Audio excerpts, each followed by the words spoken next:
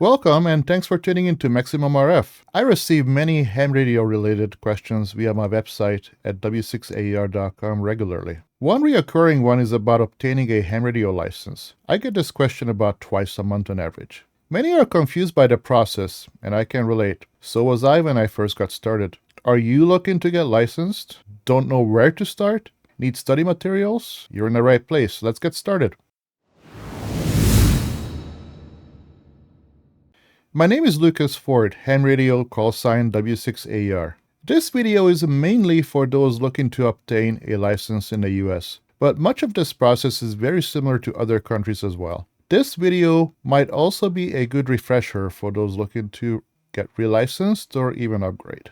In this video, we will cover the following: what to expect in the test itself, the actual testing process, how to find a place to take the test, tips for studying for the test, as well as what you will need to do before attempting to take the test. This part is rather important from my experience. Many are confused by this one. And as I have mentioned before, so was I. If you have never been through it, it can be clear as mud. And lastly, I will go over what to bring to the test. Be sure to hang out until the end of the video for a bonus. I will give you 3 things I recommend you do once you do get your license. Currently, at least here in the US, there are 3 amateur radio license levels you can test for.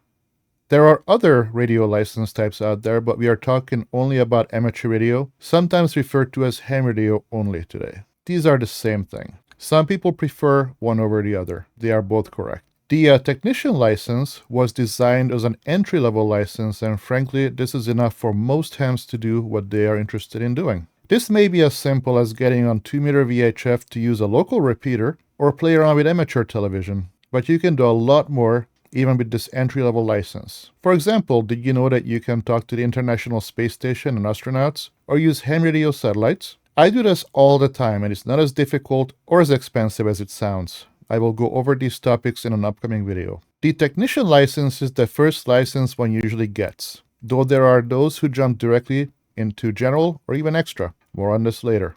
This technician's license here in the US is followed by the general license and then the extra, which is the highest level one can get in amateur radio. Each comes with added privileges as you progress up, with the extra class license holders having all available US privileges. There are 3 levels of licenses currently. When I say currently, this is due to the fact that in the past there were more. In fact, at one time there were up to 6. There was a novice license as well as a technician plus and an advanced license. Though I should not use the word was, as there are still some hams out there who hold some of these licenses due to renewing them while never upgrading, and that's perfectly fine as well. You will hear a lot of acronyms in this video, such as VEC, FCC, CORS, ULS, CSCE, and FRN. Sounds scary? It's really not, and some of them you may have already heard of. It's just like any other field where people like to abbreviate. I will go over all these, explain them as they come up to help you simplify the process. Let's go over what to expect on the test itself. The tech and general test have 35 questions. While the general test is considered by many more difficult than technician tests, there might be some overlap depending on the questions you get. The general exam builds on the technician one. The extra exam, which is the highest level, has 50 questions and is by far the most technical of the 3, as you would expect. You need to score 74% to pass all of these tests. So basically 26 questions for the technician and general tests. This here in the US would be considered a grade C. In other words, you do not need to get 100%. If you are watching this video, you are likely going to be trying for your technician license, in which case you will be asked 35 questions from a pool of 400 questions. All of the questions will come from this pool, and there are no surprises. These questions are published and available for you to download and review. I will show you where to get them. You may see the tests referred to as element 2, 3, and 4. This is just fancy lingo which corresponds to technician being element 2, the general test being element 3, and the extra to element 4. There is no element 1 test. While the questions will be from the pool, exactly as you've seen them, the order of the answers will be mixed up. Therefore, if you are one of those who just memorizes the letters corresponding to the correct answers, these may not be the same. Though this is a horrible way to prepare for a test anyway, not to mention you will likely not understand the material. The question pool is published at arrl.org/question-pools, and I will also leave a link below the video. The questions on the exam are now all multiple choice questions, and there's only a written exam. This was not always the case. Back in the day, before I even got licensed, the tests were a lot more involved. To get your license also used to require knowledge of CW, also known as Morse code. You had to be able to receive and send Morse code. This is no longer the case, as CW portions of the test is no longer required to be licensed. CW, by the way, is short for continuous wave. Look for a video soon on this topic. The elimination of CW made it much easier to obtain a ham radio license for many, including myself. There are mixed feelings about these changes in the ham radio community, as with many things. Though this is nothing to worry about, most people who did not agree with these changes got over it by now. These changes broke down the barrier to entry for many, and also made it easier for existing hams to upgrade, as all CW requirements were also eliminated. At one point, one needed to test for faster CW speeds as they upgraded. Once this was eliminated, the number of folks who upgraded jumped dramatically. I personally know a few of these hams. Tests can be retaken. There is no limit. They can even be retaken on the same day in the same sitting. You can also take more than one test during one session, assuming you passed the one before. Meaning, if you pass the tech exam, for example, you can try and pass the general, and so on. However, you cannot jump ahead and try and take the extra or general tests unless you have passed the preceding test. You have to take them in order. Let's talk a little bit about the actual testing process. This involves a group of folks called VEs. This is short for Volunteer Examiner. There are a little over 2,000 VEs here in my home state of California alone at the time I'm making this video. I happen to be one of them, and I have personally assisted in about a dozen VE sessions. Well, almost. VEs are coordinated by the VEC, which is simply just a Volunteer Examiner Coordinator. VECs are the ones in charge, basically. There are over a dozen VECs out there. Perhaps the best known ones are the ARRL VEC and the W5YI. You may have seen the Ham It Up logo around. That's them. As far as the ARRL, this is short for the American Radio Relay League. They are the National Association of American Radio here in the US. Other countries have their equivalents. All of the VECs are legit, and there's no advantage or disadvantage to testing with one versus the other. The end result is the same, which is your ham radio license, or ticket as it's often referred to in the ham radio community. As a side note, it is a common misconception that the FCC, or the Federal Communications Commission, is the one administering the exams, or that VEs are FCC employees. Neither is true, though the FCC used to be directly involved in all the testing process at one time. This all changed in the 1980s. Those who got licensed decades ago had to drive to FCC field offices to take the test. They have since restructured this and allowed the various teams I had mentioned earlier to administer the tests. They only deal with issuing the actual license now. Things have gotten much easier now, as you can see, and now with online testing, there's pretty much no more excuses.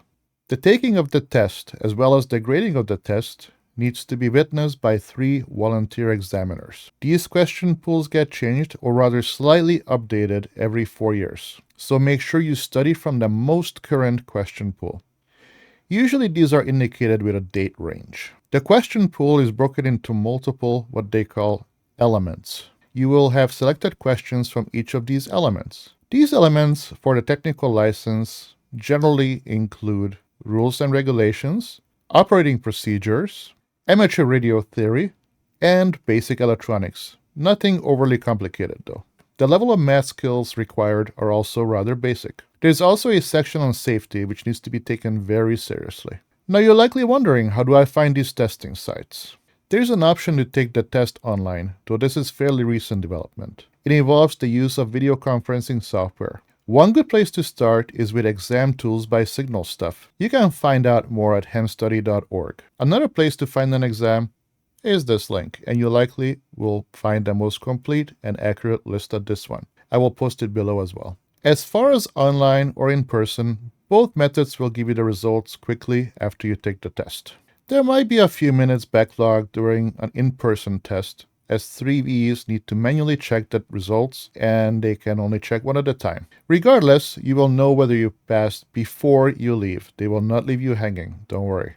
At which point, if you passed, which I'm sure you will, you can start the celebration or try out for the next level up. This of course is optional, but most if not all places will let you do this at no additional cost. You might as well give it a shot, you have nothing to lose.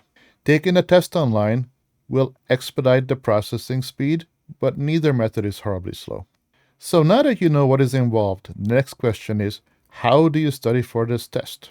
Frankly, getting your initial ham radio license is not overly difficult thing to accomplish. If you have a science or technical background, you likely know and understand many of these answers and questions as they come up. You will, in that case, mainly need to just focus on the procedural questions and rules which are specific to ham radio. This is where I had the most trouble when I studied for the exam, given I do have a technical background. And if you don't have this kind of background, it's frankly still fairly straightforward. There are many kids who even manage to pass the initial ham radio license test, often with flying colors. There are many great apps for the iPhone, iPad, and Android devices. There are also websites which can assist you in the studies. I will cover these shortly. On your phone, you can download the Ham Radio Study app, available for iPhone as well as the Android. This might just be the most popular one at the moment. However, things move fast in the app world. If you look around your device's app store, you will surely find many more excellent apps. Many are free or have very minimal costs, sometimes as little as 99 cents. These are a great way to study on the go, though may not help you with truly understanding the material. If you have a recommendation, please leave it in the comment section below. I would love to hear your thoughts.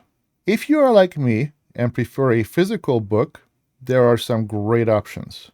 Gordon West, for example, has books for all 3 license levels, as does the ARRL. These get new versions released regularly every 4 years, as exam pool questions change, and the cost is around $30 each, but they're well worth it. Personally, I like the teaching style of Gordon West. He's very enthusiastic and explains new concepts in a way that most anyone can understand. He basically makes learning fun, which is how it should be. I have links to the list of books I recommend in the description below. Flashcards are also great. I use these in conjunction with the books. I do recommend you give these a try. They can really help, especially with the more difficult tests later on if you decide to upgrade or decide that upgrading is for you. I do encourage you to actually try and understand the material instead of just trying to memorize the answers, as I had mentioned earlier. You will not only find this to be a lot more rewarding, you are also likely to make less mistakes once you start operating. Free online test resources include QRZ.com and hamstudy.org, which I already mentioned for online testing, or hamradioprep.com. Again, all the links are below. There are also many YouTube videos out there, though be careful as some are dated and may not reflect the current test question pool. In fact, there are still some videos floating around from a decade ago. Please don't study from these, as you will be looking at the wrong question pool and likely will miss a few questions due to that. If you're taking online or any other practice tests, it's a good idea to get as close to 80 to 85% as you can, consistently.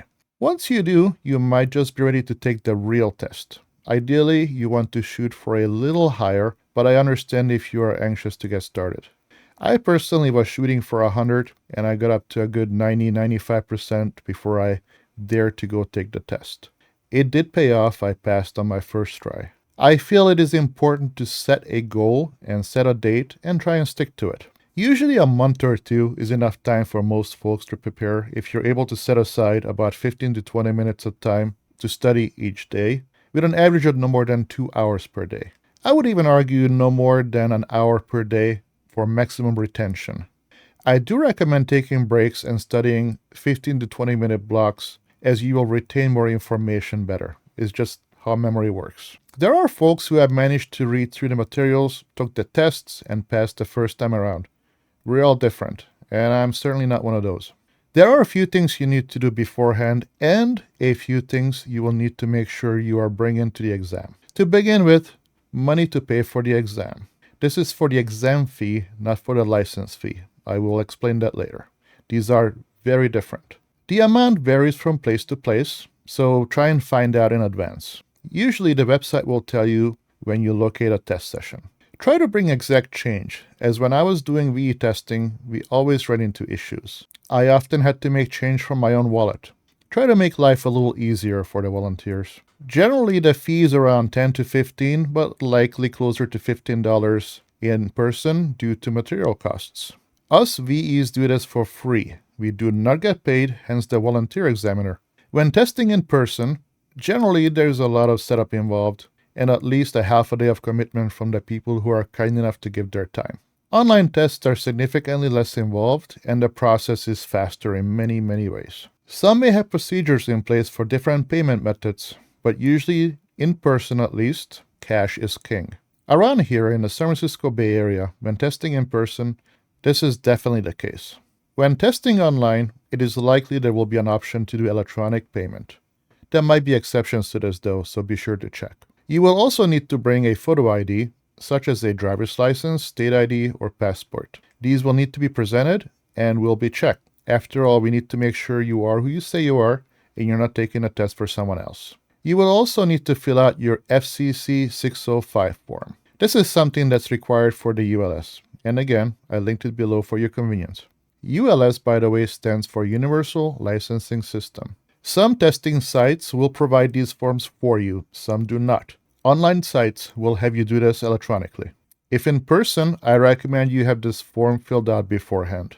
Make sure your address matches the address you provide with all the communications with the FCC, including when you register to get your FRN number.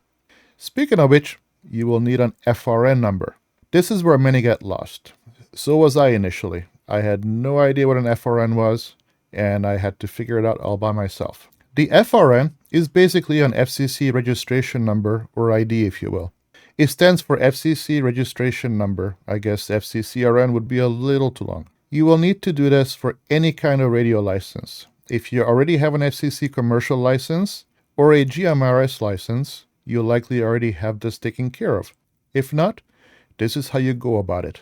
You will need to go to the FCC course system, which is short for Commission Registration System. Isn't that creative? You will need to go to apps.fcc.gov/course.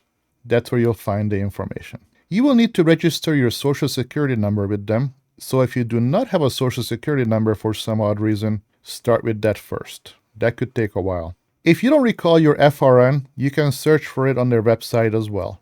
Be sure to bring this number with you to that test session. Phones are not allowed to be used during the test, but simple calculators are. Therefore, if you have a scientific calculator, especially with memory functions, they generally are not okay. Nor are calculators found on phones, though testing sites can vary, and some may allow more advanced calculators. May be good to check in advance. Regardless, the examiners may come around and check to make sure your memory is cleared in the calculator, though I personally don't ever recall a time where anyone tried to cheat. Some sites provide scratch paper, as you do not want to write on the exam anything other than your answers. If you feel you need to bring something to write on, bring a blank piece of paper to write on. It is rather important that it's blank, so make sure, or you may not be able to use it. While all VE sessions I have done provided a number 2 pencil and a pen if needed, some may not. Therefore, it's not a bad idea to bring one if you're doing an in-person test. Obviously, for online tests, this will not be needed. So if you wonder why there is a higher fee sometimes charged for in-person tests, this is why. If you're doing the test online, you will be required to have a webcam, obviously with a clear view and a microphone. Most laptops will have these by default, though you may be asked to reposition yourself or the camera. When you pass, you will be given a Certificate of Successful Completion, also known as the CSCE, signed by 3 of your VEs with their call signs and names. This is not your license, just proof that you have passed. There are a few things you need to make sure you do after the test. Be sure you actually pay your license fee. Pretty important. I know at least one person who forgot. This will be $35 at least as of 2023 when I'm filming this, and you will have a small 10-day window to pay this fee. Once you pass, be sure not to forget to do so. You can do this at the same site at apps.fcc.gov/course. Again, all these websites I mentioned are also linked below for your convenience. This fee is in addition to the fee you paid for the exam. Do not try and pay your license fee at the time of the exam. The exam fees are for the VE session. The license fee is paid to the FCC. Basically, you can get licensed for about $50 or less if you use the free resources available to you, and under $100 even if you decide to purchase a book, which I highly recommend, by the way. It really does fill in some gaps. You should be able to see an update on the ULS system anywhere from less than a day to no more than about a week, depending on how you took the test. Meaning, in person or online, as well as other factors, such as weekends and holidays. Even government shutdowns can affect this at times. I actually ran into this once. After all, FCC is federal. If the government shuts down, no federal employees are working. Your newly acquired license is good for 10 years, at which point you can renew 3 months before it expires. I just had to renew mine, and they did not let me do so too far ahead of time. Once I paid though, it was updated in their system within days. Important side note, if you move, change your email address, your phone number, or even your name, for example if you get married, be sure to update this with the FCC so they know where they can get a hold of you if needed. This may include reminders and important information that they need to communicate to you. Once you get your license, make sure you understand where and what modes you can operate based on your license level. I have several times observed hams with technician licenses operating on sections of the HF band where they were not permitted. This is a huge no-no. They got an earful, and not to mention it's not a good way to start out your ham radio career with the FCC or fellow hams. People will remember. For the most part, a technician license will restrict you to mainly VHF and UHF communications with a small taste of HF, just enough to get you hungry for more. Please be sure to review the band plan to make sure you're following the rules. If you made it this far, thank you, and now it is bonus time. And as I had promised, here are 3 things. But before we continue, please don't forget to hit the like button. If you have any questions or comments, please leave them below. And of course, please don't forget to subscribe and hit the bell button to be notified of future content.